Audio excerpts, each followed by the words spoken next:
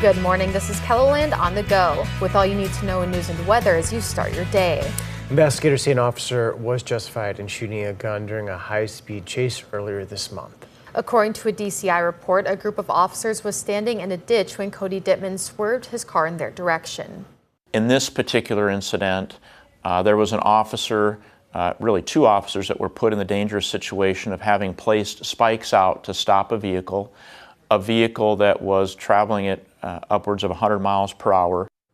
The DCI report says Dittman also sped around a school bus with kids inside. A 23-year-old Sioux Falls man is in the Minnehaha County Jail accused of soliciting a minor for sex. Wyatt Knuckles was booked into jail Tuesday morning on a $50,000 bond. According to an indictment, he's charged with soliciting a 13-year-old girl last summer. He's also charged with giving harmful materials to minors. Authorities on the Pine Ridge Reservation are asking for help in finding a missing man. The Oglala Sioux Tribe Department of Public Safety says 20-year-old Tilden Bluebird was last seen at his home in Pine Ridge back on May 7th. He was wearing a black hoodie, black sweatpants, and black shoes. Authorities say his family reported that they haven't heard from him since that morning. If you have any information on where he may be, you're asked to call law enforcement. Now let's get a check on our weather with meteorologist Scott Munt. Good morning, Scott. Well, good morning, Summer. Good morning, everybody. We're following a chance at a couple of these isolated showers, thunder showers, as we get into the afternoon. Temperatures will remain below average, numbers in the 60s for afternoon highs. High of 66 in Sioux Falls, Mitchell, and Huron, 68 today in Aberdeen and in Pierre, 66 in Rapid City. We'll slowly warm after today, but we'll also continue an isolated chance for a shower in southeastern KELOLAND tomorrow. And Brian Karstens will have more details on your forecast coming up. Thank you, Scott. Students are the future, and that's very true about an SDSU engineering team. 4 students took part in a NASA competition where they had to come up with an aviation solution for agriculture that could be done by 2035. That led the students to creating the staple drone. It goes out, flies out to the field, lands somewhere, and then drops this probe through a linear actuator into the soil and is getting the NPK levels of it and then storing those so that the farmer or agronomist can analyze those and make corrective measures just through adding different nutrients. The students asked farmers in the area what would benefit them ahead of creating their plan. Students' project won the national competition. A new program at Jefferson High School will help graduating seniors find career opportunities that they might have overlooked. College and career advisors will work directly with students about to graduate. Promising Futures founder Steve Hildebrand says too many kids don't understand the options available to them when looking for a career path. What we want to do is put a program in the high schools here in Sioux Falls, the 4 public high schools, that provides 4 college and career advisors that help kids navigate that path, that difficult path to college, to technical school, opportunities in part-time and full-time military, or if they want to go directly to the workplace.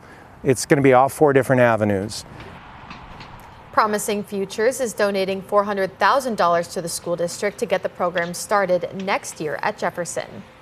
The owner of Dart Boutique in Sioux Falls has announced she is closing her retail store after 6.5 years in business. Dart Boutique started out in T before moving to the Bridges at 57th in 2022. Owner Leslie Dolby says the last year in particular has been tough on business, so she's made the decision to close the doors. I want my customers to know I did not make this decision lightly. I know that this place has been special to not only me, but to many of our employees and just hundreds and hundreds of customers. And so I know this is a special place, and I'm very proud of what it has become over the last 6.5 years. And so I hope that they understand that I'm making this decision for me and my family. Today, Dart Boutique will be kicking off an event from 2 to 8 p.m. to start the closing sale. And as of right now, everything on the website is already 40% off. That's a look at some of our top stories. For now, let's get one final look at our weather with meteorologist Brian Karstens. All right, watching your weather today, we've got a couple of patches of showers and thunder showers. We've noticed a batch growing here across extreme southwest South Dakota around Pine Ridge and down to Valentine. So that's one segment. That's actually moving to the south. And then we've had some clearing in the Mobridge area. We also had fog development, quite a bit of that here southwest of Mitchell, including Yankton.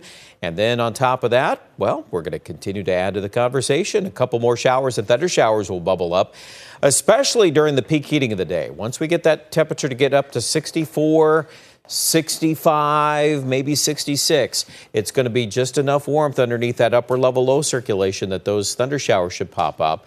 I could also mention the possibility of a couple of cold air funnels. We had that yesterday. We'll see if that threat slides more into Minnesota today. That might be the more favorable setup. But just letting you know that there are some points of interest there on the weather map as we conclude the day. Mainly it's the scattered showers and thunder showers. Overnight tonight, we'll lose a lot of that signal. Temperatures down in the 40s. And then tomorrow, we will see a rebound. I think a few more 70s will show up. We're not entirely done with at least a chance, a 20% chance of rain around Sioux Falls into northwest Iowa. We're just on the backside of that low, close enough that I can't rule that out. Friday looks very nice, 80 degrees, sunshine. Think of all the things you do outside with that kind of weather. And then on Saturday, well, there's just a mention of a couple of sprouting showers and thunder showers. You got a weak disturbance coming in from North Dakota. It's still there.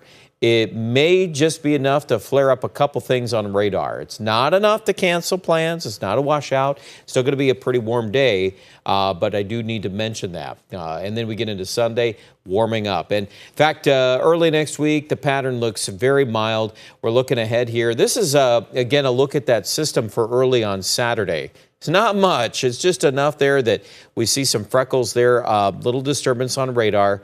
The jet stream pattern tends to show ridging on Sunday and Monday. That gives us a warmer pattern.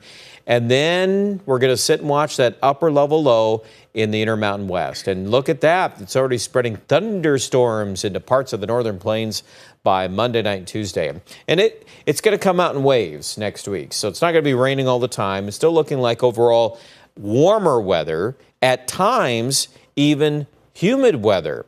Monday could be a classic example of that, where temperatures are in the 80s, dew points in the 60s. That's a rare combination for us. We haven't had much of that at all, if anything, really. A couple days we've been teased by that.